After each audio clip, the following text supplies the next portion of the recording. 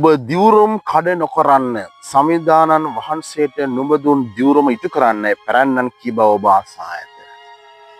ඔබට ඉටු කරන්න බැරි පොරොන්දු ගැන ඔබ ප්‍රවේශම් වෙන්න. ඔබට කළ හැකි හොඳම දේ තමයි පහසුම දේ තමයි යේසුව අනුගමනය කිරීම. වැඩි කරගෙන ඔබව රිද්දගෙන ඔබ ඔබටම චෝදනා කළා හරියන්නේ නැහැ. මම එකකින් අදහස් කරන්නේ නැහැ වැඩ කරන්න එපා නෙමෙයි මේ කියන්නේ. ඔබට ලැබුණු ඔබට කළ හැකි වැඩ ප්‍රමාණය අතර ඔබ සතුටු වෙන්න. ඔබ කරන වැඩ දිහා බලාගෙන ඔබ වටේ පිටින් ඉන්න සතුටු වෙන්න ඕන. ඒ නිසා තමයි ඔබට තවත් වැඩ හම්බ වෙන්නේ.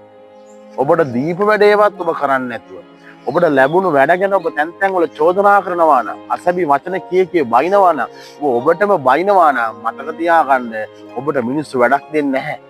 ඔබෙන් මිනිස්සු වැඩක් ගන්නෙත් නැහැ. හිතන්නකෝ ඔබෙන් මිනිස්සු වැඩක් ගන්න නැහැ කියන්නේ ඔබ මේ ලෝකෙට බරක් කියන එකයි.